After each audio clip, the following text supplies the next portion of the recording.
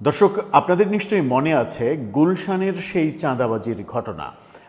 আওয়ামী লীগের সাবেক মহিলা সংরক্ষিত আসনের এমপি শাম্মী আহমেদ তার বাসায় গুলশানে 1 কোটি টাকা, প্রায় 90 লাখ টাকা চাঁদাবাজির যে ঘটনা, সেখান থেকে 40 লাখ টাকা গ্রহণ করা, এই ঘটনাগুলো আমরা দেখেছি। এবং সেই ঘটনার পরিপ্রেক্ষিতে বৈষম্যবিরোধী আন্দোলন এনসিপির নেতাদের 2জনকে গ্রেপ্তারের ঘটনা দেখেছি। একেবারে অন দ্য স্পট, হাতে নাতে পুলিশ ধরে ফেলেছিল। এবং ওই ঘটনার সঙ্গে তৎকালীন উপদেষ্টা এনসিপির বর্তমান বেশ ডাকসাইটে নেতা আসিফ মাহমুদ সজীব ভুঁইয়ার সম্পৃক্ততা আছে, এরকম তথ্য আমরা শুনেছিলাম।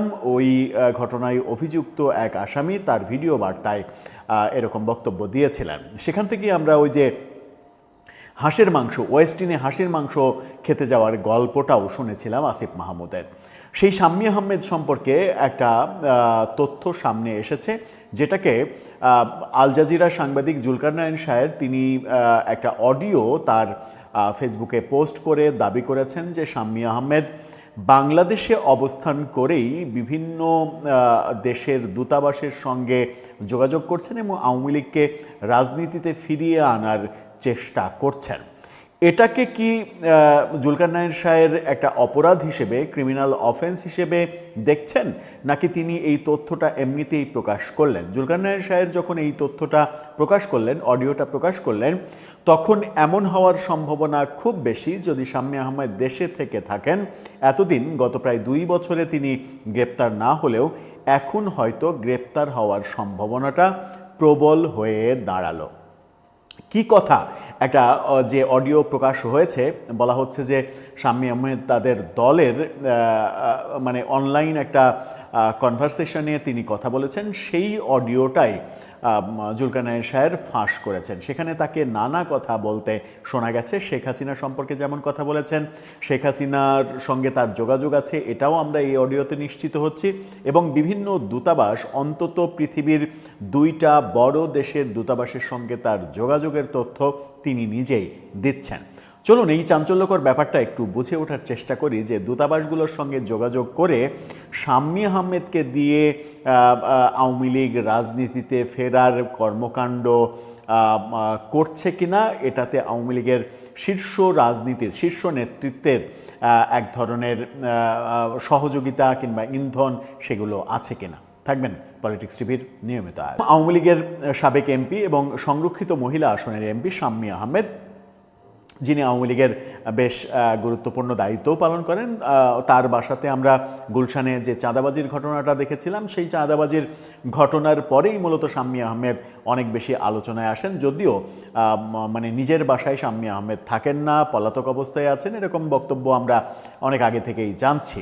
সেখান থেকেই সেই চাঁদাবাজির ঘটনায় আসিফ মাহমুদ সজীব ভুঁইয়ার সম্পৃক্ততা থাকা, হাঁসের মাংসের গল্প, এগুলো আমরা অনেক শুনেছিলাম।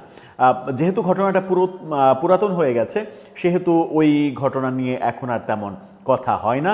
এবং এই ঘটনার যিনি আসামি, তিনি জামিন পেয়ে মুক্ত হয়ে এনসিপির বিভিন্ন রাজনৈতিক কর্মকাণ্ড এবং বিগত নির্বাচনে হ্যাঁ ভোটের ক্যাম্পেইন করে বিভিন্ন জায়গায় ব্যানার, ফেস্টুন, বিলবোর্ড লাগানোর ব্যাপারও ঘটিয়েছেন, এমনটাও আমরা দেখেছি। সেই শাম্মী আহমেদের একটা অডিও ক্লিপ সামনে এসেছে এবং জুলকারনাইন শাহের সেটা সামনে এনেছেন। জুলকারনাইন শাহের যে ফেসবুক পোস্ট, সেই পোস্টটা আপনারা দেখে নিন। সেই পোস্টে তিনি দাবি করছেন যে দেশে আত্মগোপনে থেকে বিদেশি রাষ্ট্রদূতদের সাথে যোগাযোগ রক্ষা করছেন বলে দাবি করেছেন কার্যক্রম নিষিদ্ধ আওয়ামী লীগের আন্তর্জাতিক বিষয়ক সম্পাদক এবং দ্বাদশ জাতীয় সংসদের সংরক্ষিত মহিলা আসনের এমপি শাম্মী আহমেদ। এমন কথোপকথনের একটি অডিও রেকর্ড হাতে এসেছে। সেখানে জুলকারনাইন শাহের এটা দাবি করছেন, আমরাও তার পোস্ট করা অডিও শুনেছি। সেখানে আমরা দেখেছি যে যুক্তরাজ্যের হাই কমিশনার তার সাথে আলাপ এবং যুক্তরাষ্ট্রের রাষ্ট্রদূতের সাথে তার কথোপকথন, আওয়ামী লীগ পুনর্গঠন নিয়েও আলোচনা, এমনটা দাবি করেছেন শাম্মী আহমেদ। গত 22 এপ্রিল 2026 দলটির অভ্যন্তরীণ গ্রুপে আলাপকালে তিনি এইসব বিষয়ে আলোচনা করেন, এমন নিশ্চিত তথ্য আছে বলে দাবি করছেন জুলকারনাইন শাহের। অর্থাৎ 22 এপ্রিল, এই তো মাত্র কয়েকদিন আগে তাদের অভ্যন্তরীণ হোয়াটসঅ্যাপ গ্রুপ কিংবা টেলিগ্রাম গ্রুপ আমি জানি না, সেখানে তিনি এই বক্তব্য দিয়েছেন, যে বক্তব্যের মানে রেকর্ডকৃত অংশ তার হাতে এসেছে। তার মানে আওয়ামী লীগ যে অভ্যন্তরীণ গ্রুপে বিভিন্ন মিটিং সিটিং করছে, টেলিগ্রাম গ্রুপ কিংবা হোয়াটসঅ্যাপ গ্রুপ, সেখানে যে অন্য বাইরের লোকও ভিড়ে গেছে এবং তারা যে সেখানে গোয়েন্দাগিরি করছে, এটা অনেক আগে থেকেই আমরা টের পাচ্ছিলাম, এবার আবারও সেটা নিশ্চিত হলো। এটা নিয়ে গণমাধ্যমও খবর করেছে। রূপালী বাংলাদেশের এই শিরোনামটা দেখে নিন। সেখানে তারা বলছে দেশে আত্মগোপনে থেকে বিদেশি রাষ্ট্রদূতদের সঙ্গে যোগাযোগ রাখছেন শাম্মী আহমেদ। এই প্রসঙ্গে যেটা বলা হচ্ছে যে মানে অডিওতে শাম্মী আহমেদ যেটা বলেন সেটা হচ্ছে যে আমি যেভাবেই হোক প্রকাশ্যে অ্যাম্বাসেডররা আমাদের সাথে কথা বলতে চায় না, কারণ আমরা একটা নিষিদ্ধ সংগঠন, বাট আনঅফিসিয়ালি আমরা অবশ্যই তাদের সঙ্গে কথা বলি, যোগাযোগ করি, তাদের সব কিছু জানাই। আজকে আমার ব্রিটিশ হাইকমিশনের সঙ্গে কথা হয়েছে অ্যাজ এ ফ্রেন্ডলি, অর্থাৎ ওই 22 তারিখে ব্রিটিশ হাইকমিশনের সঙ্গে তার কথা হয়েছে, এটা তিনি দাবি করছেন। কেননা ওরা সবসময় আমার বাসায় আসতো, ওদের সাথে আমার একটা যোগাযোগ ছিল। সুতরাং এই বিষয়গুলো নিয়ে যখন আমরা মিটিং করি আমরা নোট নিই। যেমন আপনারা বললেন টপ লেভেলে জানানোর জন্য এটা আমার ডিউটি, অর্থাৎ শেখ হাসিনা তাকে এই দায়িত্ব দিয়েছেন বলেই মনে হচ্ছে তার বক্তব্যে। এটা আমাকে এটা জানাতে হয়, তবে আপনারা যে কথাগুলো বলেন আপনাদের সাথে বলা কথাগুলো আমি নোট নিই, অর্থাৎ আপনারা যা বলছেন সেগুলোও আমরা নোট নিই এবং সেটার একটা সারাংশ সামারি সেগুলো শেখ হাসিনার কাছে তিনি পাঠান, এই দাবি তিনি করেছেন। তিনি বলছেন যে বলবো না আমি সব কথাই লিখি বা রেকর্ড করি না, আমার একটা ডায়েরি আছে, সেখানে আমি আপনাদের কি মেসেজগুলো অর্থাৎ মূল মেসেজগুলো লেখার চেষ্টা করি। আমি নেত্রীকে এটা মুখে বলি না, এর মূল পয়েন্টগুলো আপনাদের সঙ্গে আলোচ্য সূচির বিষয়গুলো তাকে একটা রাইট আপ করে তাকে পাঠায়। এর ফিডব্যাকগুলো কি, এই মিটিং থেকে কি আউটকাম আসলো, নেত্রীরও এত কথা বলার প্রয়োজন বা পড়ার সময় নেই, এই কারণে সামারিগুলো তাকে পাঠানো হয়। আবার যেহেতু ইন্টারন্যাশনাল রিপোর্টগুলো আমরা তাকে পাঠাতে হয়, তাই আমি এগুলো ওনাকে জানাই এবং রিপোর্টগুলো আমি তৈরি করে রাখি যাতে ভবিষ্যতে আপনাদের তথ্য মিস না হয়। আরেকটা কথা বলেছেন ভুলে যাওয়া, আমি একটা কথা আপনাদেরকে বলবো। তিনি তাদের নেতাকর্মীদের উদ্দেশ্যে বলছেন যে আপনারা নেতাদের ভুলে যান, আপনারা নিজেদের এত ক্ষুদ্র মনে করেন কেন? নেতারা আপনাদের ভুলে যাবে এই সাহস তারা কোত্থেকে পেল? আপনারাই বরং নেতাদের ভুলে যান, আপনাদের নিজেদেরকে এত ক্ষুদ্র ভাবার কারণ নেই। তিনি বলছেন আপনারাই তো আওয়ামী লীগ, আজকে আমরা যারা দেশে আছি আমরাই আওয়ামী লীগ, আমিও আপনাদের সাথে আছি। অর্থাৎ এই বক্তব্যে তিনি দাবি করছেন যে তিনি দেশে আছেন। তিনি তার অডিওতে, এখানে যদিও পুরো অংশটা নাই, পুরো অংশটা আমি শুনেছি জুলকারনাইন শাহেরের পোস্ট করা অডিওতে, সেই অডিও থেকে আপনারা একটু শুনে আসুন, তাহলে বুঝতে পারবেন যে সত্যিই শাম্মী আহমেদ কথা বলছেন তাদের নিজস্ব কোনো একটা প্ল্যাটফর্মে। একটু শুনে আসুন। আনঅফিশিয়ালি অবশ্যই আমরা তাদের সাথে কথা বলি, যোগাযোগ করি। আমি শুধু নেত্রীকে মুখে বলি না, আমি ওনাকে এটার একটা ছোট্ট বুলেট পয়েন্টের মধ্যে বা একটা আপনাদের মিটিং এর আলোচ্য সূচিটা কি ছিল এবং তার আপনাদের ফিডব্যাক গুলো কি এবং এই মিটিং থেকে কি আউটকাম, আমাকে আবার ইন্টারন্যাশনাল লেভেল রিপোর্ট গুলো তাকে পাঠাতে হয়। তার বক্তব্যের মাঝে একটা গুরুত্বপূর্ণ কথা ছিল, সেটা হচ্ছে যে আমি আপনাদের সঙ্গে অত বেশি মিশি না, আমি রেগুলারলি পার্টি অফিসে কিংবা ধানমন্ডির অফিসে যাই না, আমার অত পার্টি অফিসের সঙ্গে কিংবা নেতৃবৃন্দের সঙ্গে সম্পৃক্ততা নেই, কারণ আমাকে নেত্রী একটা বিশেষ অ্যাসাইনমেন্ট দিয়েছে, আমার নিজেকে এক ধরনের হাইড করে রেখে আমাকে অনেক কাজ করতে হয়। অর্থাৎ শাম্মী আহমেদের এই কথাতে বোঝা যাচ্ছে যে তাকে শেখ হাসিনা ইন্টারন্যাশনাল কানেকশনের ক্ষেত্রে ব্যবহার করেন, যদিও ওই দায়িত্ব দলেরও ওই রকম দায়িত্বই তিনি পালন করছেন এবং সেই দায়িত্বটা তাকে দিয়ে পালন করানো হয়, সেই বক্তব্য তিনি দিয়েছেন। তিনি বলেছেন যে যুক্তরাজ্যের হাইকমিশনারের সঙ্গে তার কথা হয়েছে এবং যুক্তরাষ্ট্রের হাইকমিশন থেকে তাকে ফোন দেওয়া হয়েছিল, ফোন দিয়ে আওয়ামী লীগ পুনর্গঠনের জন্য কথা বলা হয়েছে যে আপনারা আওয়ামী লীগ পুনর্গঠনের ট্রাই করেন, আপনারা বিকল্প নেতৃত্বের চেষ্টা করেন, এরকম কথা আমেরিকার মানে হাইকমিশন থেকে যে তাকে বলা হয়েছে সেটাও তিনি বলছেন।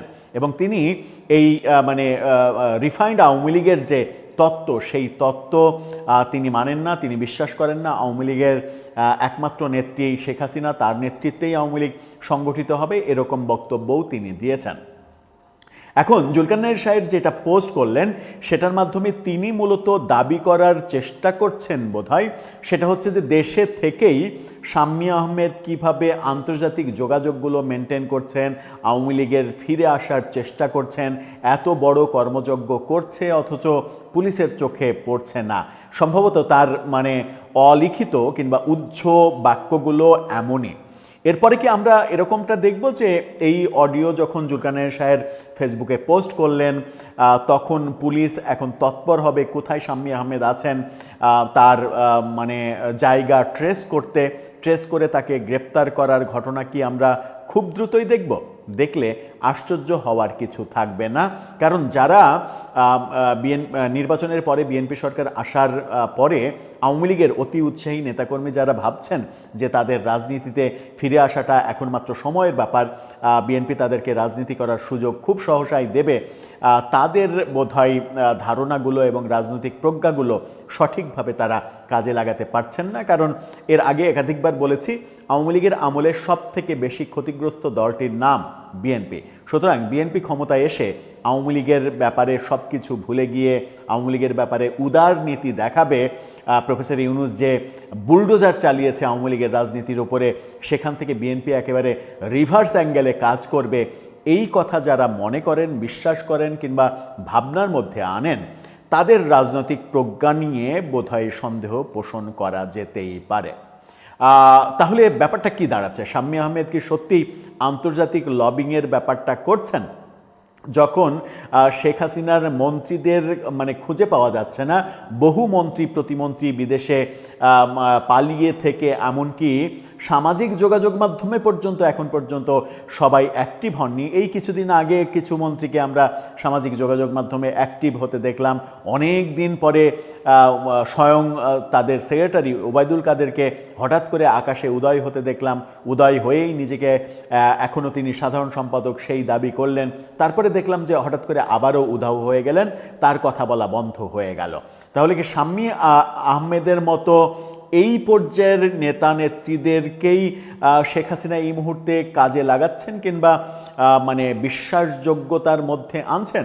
শাম্মী আহমেদ তার অডিও যে বার্তা মানে অডিও যে রেকর্ড, সেই রেকর্ডে তাকে এটাও বলতে শুনেছি যে শেখ হাসিনা তাকে প্রচণ্ড স্নেহ করেন, ভালোবাসেন এবং শেখ হাসিনা মানে সবসময় শাসন করেন, মানে মায়ের মতো শাসন করেন, এরকম বক্তব্যও তিনি দিয়েছেন। আবার এটাও বলেছেন যে তাই বলে তার সব কথাই আমি মেনে নিই না, মাঝে মাঝে আমিও বলি যে না, আপনার এই মানে উদার নৈতিক এই ধারণা আপনার ঠিক না, এটা এরকম না, এটা এরকম হবে, এরকম খোলামেলা কথা তাকে বলতে শোনা গেছে। এরকম খোলামেলা কথা সাধারণত ইনডোরে ঘরোয়া মানে পারিবারিক মিটিংয়ে হওয়ার কথা, কিন্তু এরকম অনলাইন প্ল্যাটফর্মে এরকম খোলামেলা কথা বলার ফলে তিনি হয়তো ভুলেই গিয়েছিলেন যে এখানে অন্য কেউ আড়ি পেতে থাকতে পারে, ওত পেতে থাকতে পারে, রেকর্ড করতে পারে এবং সেই রেকর্ডটা সরকারের বিভিন্ন সংস্থার কাছে চলে যেতে পারে।